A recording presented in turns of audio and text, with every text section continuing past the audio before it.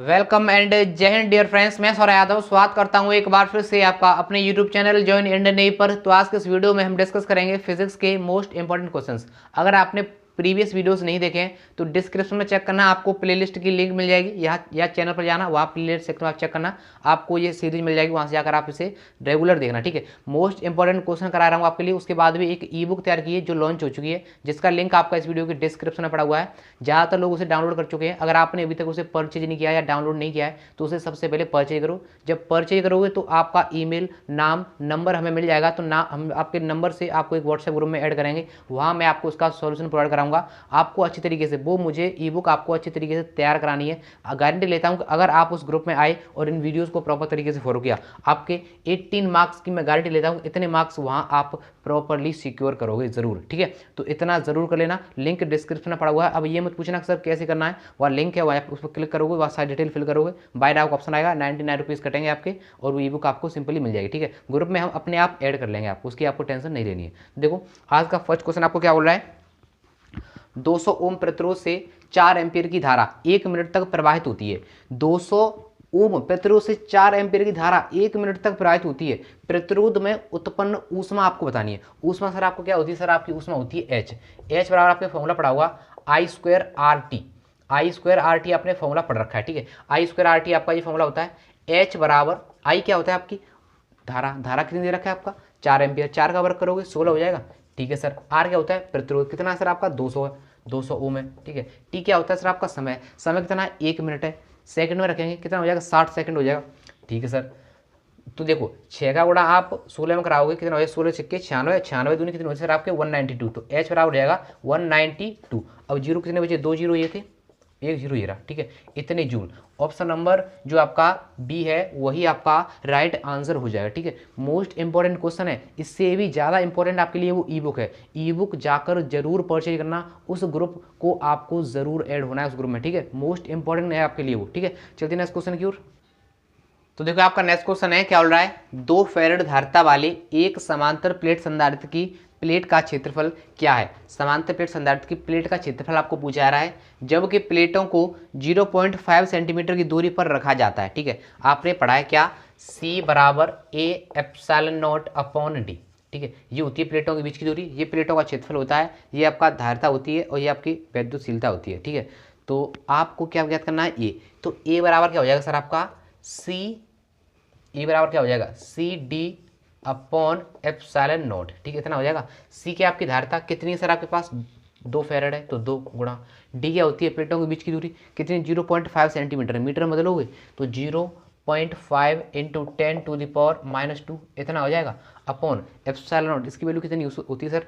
8.85 into 10⁻⁻12, इतनी इसकी होती है।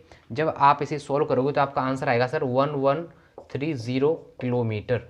ऑप्शन नंबर जो ए है वही आपका राइट आंसर हो जाएगा, ठीक है। चलते नेक्स्ट क्वेश्चन की ओर। देखो मैं अच्छे क्वेश्चन करा रहा हूँ आपको, लेकिन इससे भी अच्छे क्वेश्चन आपके ई बुक में रखे हुए। ई बुक जो है वो इससे लिंकेड है। जब इन दोनों को चीज़ों को आप साथ में लेकर चलोगे, यकीन मानो यार बहुत ज़्यादा हेल्प मिलेगी आपको। फिजिक्स का डर बिल्कुल खत्म हो जाएगा। मैं क्या बोल रहा हूँ आपको, फिजिक्स की जिम्मेदारी मेरी है, मैं आपको किस तरीके से तैयार कराऊंगा। बस शर्त ये है कि उस ई बुक को जाकर डाउनलोड करो, उस ग्रुप में ऐड हो जाओ, क्योंकि मैं वहाँ पर आपको इसे प्रॉपर सॉल्व कराऊंगा, ठीक है। चलते नेक्स्ट क्वेश्चन की ओर।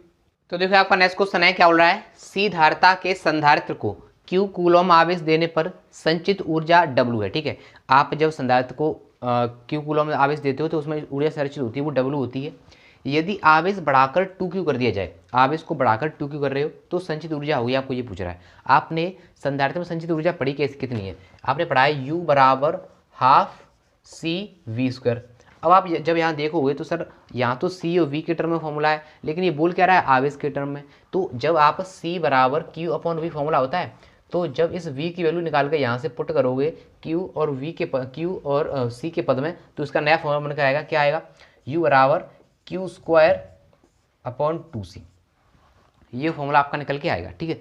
तो आपको क्या दिख रहा है कि जो आपकी u है, आपकी जो u है वो q के कैसी अनुक्रमानुपाती है, यानी कि मैं क्या सकता हूँ U1 अपॉन U2 बराबर Q1 अपॉन Q2 का होल ऑफ स्क्वायर, इतना लिख सकता हूँ सर मैं यहाँ से। अब देखो U1 की वैल्यू कितनी दे रहा है सर आपको? W दे रहा है। कार्य किसमें करवा रहा है? W ऊर्जा को संरक्षित करा रहा है, W ग्रुप में करवा रहा है। U2 आपको पूछ रहा है, यानी कि W2 आपको सर पूछा जा रहा है। इसके बाद Q1 की बात आती है। Q1 कितना है सर आपका Q है, और Q2 कितना है सर आपका 2Q है, क्योंकि 2Q कर रहा है। इसका क्या है सर आपका स्क्वायर है, ठीक है। Q से Q चला गया आपका, ये कितना हो जाएगा सर आपका 2 का वर्ग 4 हो जाएगा। तो जब मैं से क्रॉस मल्टीप्लाई कराऊंगा तो W2 आएगा आपका 4W। तो जो आपकी संचित ऊर्जा होगी वो आपकी कितनी हो जाएगी सर आपकी 4 गुनी हो जाएगी, चार्ज को 2 गुना करने पर। जो ऑप्शन नंबर सी है वही आपका राइट आंसर हो जाएगा, ठीक है। इसी तरीके के क्वेश्चन, इसी तरीके के कंसेप्ट और क्वेश्चन मैं आपको ई बुक में भी रखे हुए हैं, ठीक है। बिल्कुल जो आपके एग्जाम में टफ क्वेश्चन आते हैं उनको भी नहीं बचने दूंगा, ठीक है। चलिए नेक्स्ट क्वेश्चन की ओर। आपका नेक्स्ट क्वेश्चन है, क्या बोल रहा है, किसी चालक में 3.2 एम्पीयर की धारा प्रवाहित हो रही है। यानी कि कोई चालक है जिसमें आपका 3.2 एम्पीयर की धारा प्रवाहित हो रही है। प्रति सेकंड प्रवाहित इलेक्ट्रॉन की संख्या आपको पूछी जा रही है। प्रति सेकंड कितने इलेक्ट्रॉन प्रवाहित हो रहे हैं आपको ये बताने, नंबर ऑफ इलेक्ट्रॉन्स। आपने पढ़ा है सर क्या होता है I बराबर Q/T। यहाँ पूछ रहा है इलेक्ट्रॉनों की संख्या। आपने एक फॉर्मूला और पढ़ा है Q बराबर Ne, तो मैं क्या लिख सकता हूँ I बराबर Ne/T, ठीक है। वो क्या कह रहा है प्रति सेकंड, प्रति सेकंड का मतलब एक सेकंड में, तो N/T, N/T यानी कि N/T की वैल्यू वो पूछ रहा है आपको, ठीक है। या आप बोल सकते हो T का मान 1 हो गया, ऐसे बोल सकते हो, ठीक है। तो क्या हो जाएगा सर N बराबर हो जाएगा आपका N बराबर क्या हो जाएगा I/E, ठीक है। I/E, यहाँ से हो जाएगा I/E। T का मान तो हो गया क्योंकि प्रति सेकंड पूछ रहा है तो एक सेकंड में निकाल रहे हैं हम। I का वैल्यू कितना सर आपका 3.2। अब इलेक्ट्रॉन की वैल्यू कितनी होती है 1.6 इंटू 10⁻⁻⁹। इससे ये कट जाएगा 2 बार, तो 2 गुणा 10 की पावर ये 19 माइनस का था, ऊपर आएगा कैसा हो जाएगा प्लस का। इतना आपके इलेक्ट्रॉन प्रति सेकंड निकल, यानी कि एक सेकंड में इस चालक से इतने इलेक्ट्रॉन गुजर रहे हैं। ऑप्शन नंबर जो ए है वही आपका राइट जवाब हो जाएगा। चलते हैं नेक्स्ट क्वेश्चन की ओर। तो देखिए आपका नेक्स्ट क्वेश्चन है, क्या बोल रहा है RAB यानी कि बिंदु A और B बिंदु के बीच आपको प्रतिरोध ज्ञात करना है, तुल्य प्रतिरोध, इक्विवेलेंट आपको रेजिस्टेंस बताना है, ठीक है। तो डायग्राम में क्या दे रहा है 1 ओम 2 ओम 3 ओम। देखो जब आप इसके बीच में और इसके बीच में बैटरी लगाओगे यहाँ पर, तो आपको क्या देखोगे यहाँ से धारा जाएगी। अब धारा के पास 3 मार्ग है, तो आपको क्या लगेगा धारा के पास जब 3 मार्ग है तो ये कौन सा क्रम हो गया सर, ये आपका हो गया समांतर क्रम। समांतर क्रम में फॉर्मूला क्या होता है सर आपका 1/R इक्विवेलेंट का फॉर्मूला होता है 1/R1, तो 1/1 प्लस 1/2 प्लस का 1/3। मैंने तीनों तीनों रख ली। एलसीएम इसका कितना आएगा सर आपका 6 एलसीएम आ जाएगा, ठीक है। 1 से अगर मैं 6 में भाग लगाऊंगा 6 पर जाएगा तो 6 ऊपर आ जाएगा। 3 से यहाँ हो जाएगा, 3 बार ये जाएगा तो 3 ही हो गया, 2 ही हो गया, ठीक है। तो आपका 6 और 5 कितना हो गया सर आपका 11, तो आपका 11/6 हो गया। लेकिन अब ये क्या है आर इक्विवेलेंट है, तो आर इक्विवेलेंट क्या आएगा सर आपका, ये आएगा आपका 6/11। 6/11 आपका राइट आंसर हो जाएगा। ऑप्शन नंबर जो ए है वही आपका करेक्ट आंसर है, ठीक है। चलते हैं नेक्स्ट क्वेश्चन की ओर, आगे डिस्कस करते हैं। तो देखो आपका नेक्स्ट क्वेश्चन है, क्या बोल रहा है 15 मीटर लंबी एवं 6 × 10⁻⁷ मीटर परिच्छेद क्षेत्रफल वाले तार का प्रतिरोध 5 ओम है, ठीक है। 5 ओम आपका प्रतिरोध है, मापा गया है। प्रायोगिक ताप पर तार के पदार्थ की प्रतिरोधकता ज्ञात करो। प्रतिरोधकता क्या होती है सर आपकी विशिष्ट प्रतिरोध रो। तो रो बराबर सर फॉर्मूला क्या होता है, रो बराबर होता है सर आपका RA/L, ठीक है। RA/L। आर क्या होता है सर आपका प्रतिरोध है। प्रतिरोध कितना दे रहा है सर आपको 5 ओम दे रहा है, तो सर ये तो हो गया आपका 5, ठीक है। क्षेत्रफल कितना दे रहा है सर आपका 6 × 10⁻⁷, तो 6 × 10⁻⁷ ये आपका क्षेत्रफल हो गया। अपॉन एल लंबाई कितनी दे रहा है सर आपको 15 मीटर, तो अपॉन में सर आपका कितना हो गया 15। देखो 6 का गुणा 5 में अगर आओगे 6 × 5 = 30 हो गया। 30 होगा वो आपका 15 से कितने में कट जाएगा सर आपका 2 बार। तो आंसर क्या आएगा रो बराबर आपका 2 × 10⁻⁷ ओम इंटू मीटर, ठीक है। तो ऑप्शन नंबर कौन सा, ऑप्शन नंबर जो बी है 2 × 10⁻⁷ ओम इंटू मीटर आपका राइट जवाब हो जाएगा। चलते हैं नेक्स्ट क्वेश्चन की ओर। तो देखो आपका नेक्स्ट क्वेश्चन क्या बोल रहा है, एक लंबे सीधे तार में 35 एम्पीयर धारा प्रवाहित हो रही है। कोई एक लंबा और सीधा तार है जिसमें आपकी 35 एम्पीयर धारा प्रवाहित हो रही है।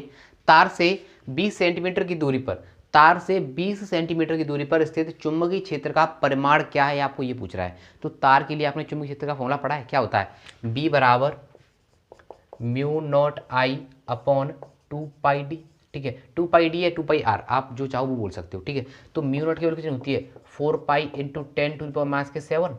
आई क्या होता है सर आपकी धारा, धारा कितने एम्पीयर की सर आपके पास 35 एम्पीयर की बोल रहा है, तो 35 अपॉन 2π × d क्या होता है सर आपकी दूरी, कितनी दूरी पर बोल रहा है 20 सेंटीमीटर। 20 सेंटीमीटर का मतलब है कि 20 × 10⁻⁻2 इतना हो जाएगा।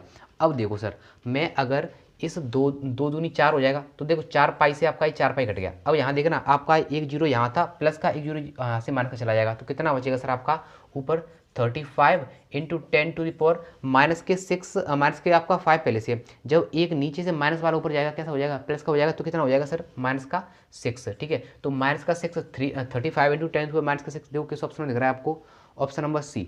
Option number C is the right option. देखो कंफ्यूज नहीं होना है, देखो यहाँ पे 3.5 है तो यहाँ 35 आ रहा है। अगर मैं इसे पॉइंट को इधर लेकर आऊँगा तो एक जीरो और घट जाएगा, यानी कि 3.5 इंटू 10⁻⁵ जो टेस्ला है वही आपका राइट आंसर हो जाएगा। या तो 35 में लिख सकते हैं हम, या 3.5 में लिख सकते हैं, कोई बात नहीं है। अगर 3.5 में लिखेंगे तो यहाँ पर एक और जीरो कम हो जाएगा, एक और पावर कम हो जाएगी। सी ऑप्शन नंबर जो सी है करेक्ट आंसर हो जाएगा। चलते नेक्स्ट क्वेश्चन की ओर। तो देखो ये आपका नेक्स्ट क्वेश्चन है। ये मत बोलना कि सर आज तो आपने न्यूमेरिकल लिख दी, मज़ा आ रहा है ना, ये बताओ न्यूमेरिकल करने में मज़ा आ रहा है, कॉन्फिडेंस मिल रहा है, मुझे आपका कॉन्फिडेंस ही तो बिल्डअप करना है, तभी तो बोल रहा हूँ आ जाओ जल्दी से उस ग्रुप में आ जाओ, वहाँ आपको ऐसा कर दूंगा मैं फिजिक्स में तो फाड़ कर आओगे उसे, ठीक है। देखो क्या बोल रहा है, एक तार जिसमें 8 एम्पीयर की धारा प्रवाहित हो रही है, कोई तार है जिसमें आपकी 8 एम्पीयर की धारा है वो प्रवाहित हो रही है 0.15 टेस्ला के एक समान चुंबकीय क्षेत्र में, 0.15 टेस्ला के एक समान चुंबकीय क्षेत्र में क्षेत्र से 30 डिग्री का कोण बनाए हुए, क्षेत्र से 30 डिग्री कोण बना रहा है। इसकी एकांक लंबाई पर लगने वाला बल का परिमाण आपको पूछ रहा है, ठीक है। आपने सर एक फॉर्मूला पढ़ा है, F बराबर IBL साइन थीटा, F बराबर IBL साइन थीटा या बेल साइन थीटा के नाम से हमसे जानते हैं। वो पूछ रहा है एकांक लंबाई पर लगने वाला बल, ठीक है। तो मैं क्या करूँगा सर, मैं इसको इधर लेकर आऊँगा L को, तो F/L हो जाएगा यहाँ और IB साइन थीटा, इतना फॉर्मूला पड़ेगा। देखो मात्रक से भी हमें पता चल रहा है कि न्यूटन प्रति मीटर, तो न्यूटन प्रति मीटर एकांक लंबाई पर लगने वाला बल, इसका मतलब क्या है कि L का मान कितना है 1 मीटर है, एकांक लंबाई पर लगने वाला बल ये हो गया आपका, ठीक है। इसे पूछ रहा है वो। तो I का वैल्यू सर हमारे पास कितना है सर, I है हमारे पास सर 8 एम्पियर, तो 8 हो गया। B चुंबकीय क्षेत्र का सर आपका 0.15 है इंटू साइन थीटा, साइन 30 की वैल्यू कितनी होती है 1/2 होती है, ठीक है सर 1/2, 2 से 8 जाएगा 4 बार, 15 चौक कितना होता है सर आपका 60, तो 0.6 न्यूटन प्रति मीटर। ऑप्शन नंबर जो बी है वही आपका राइट आंसर हो जाएगा। समझ रहे हो कितना अच्छा क्वेश्चन है, मस्त है ना। चलते हैं इस क्वेश्चन की, वीडियो को लाइक शेयर कमेंट जल्दी जल्दी किया करो। तो देखो आपका नेक्स्ट क्वेश्चन है, क्या बोल रहा है, किसी धारा लूप का क्षेत्रफल कितना है सर आपका 1 मीटर स्क्वायर है। कोई धारा लूप है उसका क्षेत्रफल दे रहा है 1 मीटर स्क्वायर, तथा उसमें प्रवाहित धारा, उसमें जो धारा प्रवाहित हो रही है आपकी वो 1 एम्पीयर हो रही है। इसका चुंबकीय आघूर्ण ज्ञात करना है। चुंबकीय आघूर्ण, वैद्युत द्विध्रुव आघूर्ण पढ़ा है, वैद्युत द्विध्रुव आघूर्ण क्या होता है, P होता है, चुंबकीय आघूर्ण Q होता है, चुंबकीय आघूर्ण होता है आपका क्या M होता है, ठीक है। तो M बराबर फॉर्मूला होता है इसका INA। ये N क्या होता है, वो आपके नंबर ऑफ कितने लूप हैं, कितने लूप है वो है। तो यहाँ पर एक लूप है तो N बराबर तो 1 हो गया। फॉर्मूला हमारा बना सर M बराबर I इंटू ए, ठीक है। I का मान सर कितना है सर आपका 1 एम्पियर है, और क्षेत्रफल कितना सर आपका 1 है, तो कितना सर आएगा आपका 1। और देखो मात्रक कैसे निकालोगे, I का मात्रक एम्पियर होता है, I का मात्रक एम्पियर, क्षेत्रफल का मात्रक मीटर स्क्वायर होता है, तो 1 एम्पियर इंटू मीटर स्क्वायर। यहाँ से आपको इसका फॉर्मूला, चुंबकीय आघूर्ण का फॉर्मूला और मात्रक दोनों चीज़ें अच्छी तरीके से क्लियर हो गई। क्वेश्चन भी आया तो आपको बचेगा नहीं, ठीक है। नेक्स्ट चलते हैं नेक्स्ट क्वेश्चन की ओर। ऑप्शन नंबर ए है वही आपका राइट आंसर हो जाएगा, ठीक है। चलते हैं नेक्स्ट क्वेश्चन की ओर। तो देखो ये आपका नेक्स्ट क्वेश्चन है, क्या बोल रहा है, पृथ्वी के चुंबकीय ध्रुवों पर नति कोण का मान, जो पृथ्वी के चुंबकीय ध्रुव होते हैं उन पर नति कोण का मान आपको पूछा जा रहा है। तो देखो आपको पता है पृथ्वी से ध्रुव है क्या, लंबवत है, तो लंबवत है तो आपको ये कंडीशन ध्यान रखिए, लंबवत है तो कोण कितने का 90 का ही तो होगा। ऑप्शन नंबर जो डी है वही आपका करेक्ट आंसर हो जाएगा। नेक्स्ट क्या बोल रहा है, डोमेन किस पदार्थ में बनते हैं, जो डोमेन है वो किस पदार्थ में बनते हैं आपको ये पूछ रहा है, प्रतिचुंबकीय में, अनुचुंबकीय में, लोह चुंबकीय में, या इनमें से कोई से नहीं है। तो सर जो आपके डोमेन होते हैं वो बनते हैं आपके लोह चुंबकीय में, ठीक है। ऑप्शन नंबर जो सी है वही आपका राइट आंसर हो जाएगा।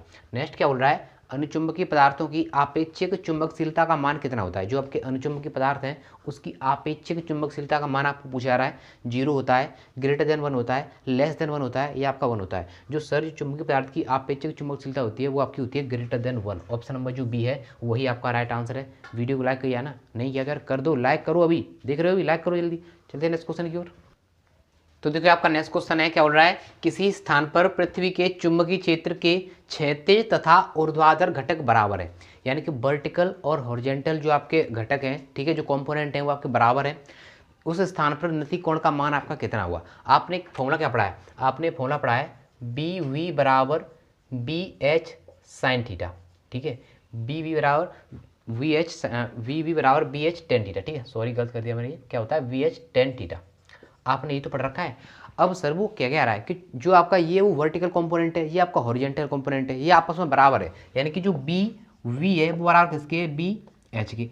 तो जब मैं इसको बराबर कर दूंगा, यानी कि बी वी के स्थान पर भी बी एच लिख सकता हूँ, ठीक है। तो मैं क्या लिख सकता हूँ यहाँ पर बी वी, ठीक है, मैंने बी एच के स्थान पर बी वी लिख दिया। देखो तो बी वी से बी वी कट गया, टेन थीटा बराबर 1, टेन थीटा बराबर 1, टेन में एक कितने की वैल्यू होती है, पाई/4 यानी 45 की, तो थीटा बराबर 45। ऑप्शन नंबर जो बी है वही आपका राइट आंसर हो जाएगा। उस स्थान पर जो नत्ती कोण का मान होगा वो कितना होगा सर, आपका 45 डिग्री होगा, ठीक है। नेक्स्ट क्या बोल रहा है, पृथ्वी के चुंबकीय क्षेत्र का क्षैतिज घटक शून्य है। पृथ्वी का जो चुंबकीय क्षेत्र का क्षैतिज घटक होता है वो किस स्थान पर शून्य होता है, आपको ये बताना है। तो भाई कहाँ होगा, चुंबकीय ध्रुवों पर होगा, भौगोलिक ध्रुवों पर होगा, प्रत्येक स्थान पर होगा या नॉर्थ ईस्ट, ठीक है। तो जब आप चुंबकीय ध्रुवों पर जाओगे, चुंबकीय ध्रुवों पर जो आपका क्षैतिज घटक होगा वो शून्य होगा, ध्रुवों पर क्षैतिज घटक शून्य होगा। और नत्ती कोण का मान कितना होता है सर, ध्यान है ना, नत्ती कोण का मान कितना होता है, 90 डिग्री होता है। तो ध्रुवों पर क्या हो जाएगा, आपका चुंबकीय क्षेत्र का क्षैतिज घटक शून्य हो जाएगा। Option number A is the right option. Next क्या बोल रहा है, चुंबकीय यामोत्तर और भौगोलिक यामोत्तर के बीच का कोण, चुंबकीय यामोत्तर और भौगोलिक यामोत्तर के बीच का कोण क्या होता है, आपका नत्ती कोण होता है सॉरी, दिक्पात कोण होता है, ध्रुवण कोण होता है। तो सर जो चुंबकीय यामोत्तर और चुंबकीय यामोत्तर और भौगोलिक यामोत्तर, आपने डेफिनेशन पढ़ी है किसकी, दिक्पात कोण की। दिक्पात कोण की डेफिनेशन क्या होती है कि चुंबकीय यामोत्तर और भौगोलिक यामोत्तर के मध्य बने कोण को ही हम क्या कहते हैं, दिक्पात कोण कहते हैं। तो ये क्वेश्चन आपका उसकी डेफिनेशन से ही बना है कि चुंबकीय यामोत्तर और भौगोलिक यामोत्तर के मध्य बने कोण को जो दिक्पात कोण कहते हैं। तो वो क्या होगा आपका, option number B is the right option, ठीक है। चलते हैं नेक्स्ट क्वेश्चन की ओर, आगे डिस्कस करते हैं क्वेश्चन। तो देखिए आपका नेक्स्ट क्वेश्चन है, प्रत्यावर्ती धारा का शिखर मान 10√2 है, ठीक, 10√2 आपका क्या है, शिखर मान है, यानी कि आपका शिखर मान दे रखा है। तो धारा का वर्ग माध्य मूल मान IRMS वैल्यू पूछ रहा है और I0 वैल्यू आपको दे रखी है, शिखर मान आपको दे रखा है, ठीक है। तो सर इसका फॉर्मूला क्या होता है, IRMS बराबर फॉर्मूला होता है आपका I0/√2, ठीक है। तो जब आप पुट करोगे तो 10√2/√2 इससे ये कट जाएगा, यानी कि 10 एम्पियर जो है वो आपका राइट आंसर हो जाएगा। Option number B is the correct answer. बहुत आते हैं इस तरीके के क्वेश्चन, ठीक है, तभी कर पाओगे जब फॉर्मूला पता होगा कि IRMS वैल्यू क्या होती है, शिखर वर्ग माध्य मूल मान क्या होता है, तभी आप इस क्वेश्चन को कर पाओगे। नेक्स्ट क्या हो रहा है, वैसे बहुत आसान है, प्रत्यावर्ती धारा का वर्ग माध्य मूल मान शिखर मान का होता है 2 गुना, आधे गुना, √2 गुना या 1/√2 गुना। तो मुझे अभी ये बताना पड़ेगा कि प्रत्यावर्ती धारा का वर्ग माध्य मूल मान कौन सा है, ये वाला। शिखर मान कौन सा है, ये वाला का होता है 1/√2 गुना, 1/√2 गुना, दिख रहा है ना, कई बार क्वेश्चन आया है ये 1/√2 गुना। तो ऑप्शन नंबर जो डी है करेक्ट आंसर हो जाएगा ना। नेक्स्ट क्या बोल रहा है, LC परपथ की आवृत्ति, जो आपका LC परपथ होते हैं, LC परपथ, LR परपथ, CR परपथ, ठीक है, या LCR परपथ, तीनों परपथ होते हैं। तो वो पूछ रहा है किसकी, LC परपथ की आवृत्ति पूछ रहा है, 1/2 पाई √LC, 1/√LC या 1/2 पाई। तो LC परपथ की जो आवृत्ति होती है वो होती है आपकी F बराबर 1/2 पाई √LC। ऑप्शन नंबर जो ए है करेक्ट आंसर हो जाएगा। चलते हैं नेक्स्ट क्वेश्चन की ओर। तो देखो आपका नेक्स्ट क्वेश्चन है, LCR परपथ में अनुनाद की स्थिति में, जब आपकी अनुनाद की स्थिति होती है, स्थिति में शक्ति गुणांक का मान कितना होता है, शक्ति गुणांक का मान अनुनाद की स्थिति में कितना होता है, 5, ठीक है। वो उसका पूछ रहा है किसका होता है, कितना होता है, ठीक है, किसकी स्थिति में, अनुनाद की स्थिति में। तो उसका मान जो होता है वो आपका होता है 1। ऑप्शन नंबर जो सी है करेक्ट आंसर है कि शक्ति गुणांक का मान होता है वो आपका LCR परिपथ में अनुनाद की स्थिति में 1 होता है। नेक्स्ट क्या बोल रहा है, विशुद्ध प्रेरकीय परिपथ में, जो विशुद्ध प्रेरकीय परिपथ होता है, परिपथ में शक्ति गुणांक का मान कितना होता है, जो शक्ति गुणांक होता है उसका मान कितना होता है विशुद्ध प्रेरकीय परिपथ में, 0 होता है, 0.1 होता है, 1 होता है या अनंत होता है, ठीक है। तो विशुद्ध प्रेरकीय परिपथ होता है उसका शक्ति गुणांक का मान आपका 0 होता है। ऑप्शन नंबर ए विशुद्ध प्रेरकीय परिपथ में होता है, इतना आपको ध्यान रखना है।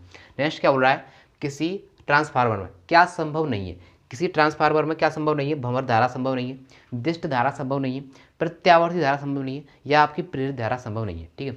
तो आपकी भंवर धारा संभव है ट्रांसफार्मर में, प्रत्यावर्ती धारा भी संभव है ट्रांसफार्मर में, प्रेरित धारा भी संभव है ट्रांसफार्मर में। आपकी संभव नहीं है दिष्ट धारा। दिष्ट धारा क्या होती है सर, आपकी डायरेक्ट करंट। ये आपका कौन देता है, आपके घरों में लगा हुआ होता है इन्वर्टर, वो आपका डायरेक्ट करंट देता है। ये आपका AC अल्टरनेटिंग करंट, प्रेरित धारा होती है, एक दूसरे के चुंबक की गाढ़ आती है, वो भी इसमें होती है, और भंवर धारा भी होती है। दिष्ट धारा इसमें नहीं होती, ट्रांसफार्मर में दिष्ट धारा नहीं होती। कई बार क्वेश्चन एग्जाम में आया, तभी इस बार ज़्यादा फोकस कर रहा हूँ, बार बार बोल रहा हूँ, ट्रांसफार्मर में दिष्ट धारा नहीं होती है, भंवर धारा होती है, प्रेरित धारा होती है, प्रत्यावर्ती धारा होती है, तीनों धारा होती है, ठीक है, लेकिन ये नहीं होती है। चलते हैं नेक्स्ट क्वेश्चन की ओर। तो देखो आपका नेक्स्ट क्वेश्चन है, क्या बोल रहा है, निम्न में से कौन सी विद्युत चुंबकीय तरंग नहीं है। ध्यान देना, ध्यान से क्वेश्चन पढ़ोगे तो कोई दिक्कत नहीं होगी। विद्युत चुंबकीय तरंग नहीं है ये पूछ रहा है आपको। गामा किरण है, एक्स किरण है, अवरक्त किरण है या बीटा किरण है, ठीक है। तो सर इसका जो राइट आंसर है निम्न में से विद्युत चुम्बकीय तरंग नहीं है, वो आपकी है बीटा किरण। बीटा किरण आपकी विद्युत चुम्बकीय तरंग नहीं है। अब आप ये बता देना बीटा किरण ऐसी, बीटा जो कण होते हैं वो कैसे होते हैं, अल्फा बीटा गामा कण पढ़े हैं, जो बीटा कण कैसे होते हैं आपके, पॉजिटिव होते हैं नेगेटिव होते हैं, आपको ये कमेंट में कमेंट करके बताना है, बीटा कण के बारे में बताना, ठीक है। मुझे पता भी चल जाएगा कि यहाँ तक वीडियो देखने कौन आया। नेक्स्ट क्या बोल रहा है, सबसे अधिक आवृत्ति की तरंग, जो सबसे अधिक आवृत्ति होती है वो किसकी होती है, परावैंगनी की, गामा की, दृश्य प्रकाश की या नरम, ठीक है। तो सर सबसे अधिक आवृत्ति जो फ्रीक्वेंसी सबसे ज़्यादा होती है वो होती है आपकी गामा की। ऑप्शन नंबर जो बी है राइट आंसर है। नेक्स्ट क्या बोल रहा है, ऊष्मा विकिरण है, ऊष्मा विकिरण है, गामा विकिरण है, सूक्ष्म तरंग है, अवरक्त विकिरण है या नरमदीज। जो ऊष्मा का विकिरण है वो कौन सा विकिरण है, आपको ये पूछा है इस क्वेश्चन का मतलब ऊष्मा विकिरण है, कौन सा विकिरण है वो है आपका अवरक्त विकिरण। Option number C is the right answer, ठीक है। चलते नेक्स्ट क्वेश्चन की ओर। तो देखिए आपका नेक्स्ट क्वेश्चन है, क्या बोल रहा है, एक उत्तल लेंस की क्षमता 2 डायोप्टर है। कोई उत्तल लेंस है जिसकी क्षमता आपको 2 डायोप्टर दे रखी है, इसकी फोकस दूरी आपको पूछ रहा है। सर फोकस दूरी बराबर होता क्या है, आपका एफ बराबर होता है आपका 1/p, ठीक है। लेकिन जब आप सेंटीमीटर में याद करोगे तो 100/p हो जाएगा। तो कितनी है सर आपकी 2 डायोप्टर है तो 100/2, तो आपकी आएगी फोकस दूरी 50 सेंटीमीटर, ठीक है, 50 सेंटीमीटर, यानी कि ऑप्शन नंबर जो बी है वही आपका राइट आंसर है। नेक्स्ट क्या बोल रहा है, आकाश के नीले रंग का कारण क्या है, आपका प्रकाश का परावर्तन कारण है, अपवर्तन कारण है या प्रकीर्णन कारण है। तो प्रकाश का नीले होने का जो कारण है वो आपका है प्रकाश का प्रकीर्णन। ऑप्शन नंबर जो सी है आपका राइट आंसर है, ठीक है। जितने भी क्वेश्चन करा रहा हूँ यार तैयार करो अच्छे तरीके से, ई बुक को रट फेंको, गारंटी बोल रहा हूँ ना कि 18+ आएंगे तो 100% आएंगे। ई बुक को परचेज करो, वीडियोस को फॉलो करो, बस 18 नंबर ही आएंगे आपके, ठीक है। चलते नेक्स्ट क्वेश्चन की ओर। तो ये आपका नेक्स्ट क्वेश्चन है, क्या बोल रहा है, नाविक की द्रव्यमान संख्याओं का अनुपात आपको दे रखा है 1/8। जो नाविक की द्रव्यमान संख्या होती है उसका अनुपात आपका 1/8 दे रखा है। इनकी त्रिज्याओं का अनुपात आपको पूछा गया है। इसका फॉर्मूला क्या होता है सर, आपका फॉर्मूला होता है R1/R2 बराबर A1/A2 की होल पावर 1/3, ठीक है। ये होती है आपकी, अगर मैं इसे इधर लाता हूँ तो इधर क्यू हो जाता है। तो मैं त्रिज्याओं का अनुपात पूछ रहा है, द्रव्यमान संख्या दे रखी है, तो 1/8 को मैं 1/2 का क्यू का होल पावर 1/3 लिख सकता हूँ, बताओ। तो 3 से 3 चला जाएगा, तो त्रिज्याओं का अनुपात कितना आ जाएगा सर आपका 1/2। तो ऑप्शन नंबर जो सी है करेक्ट आंसर है आपका।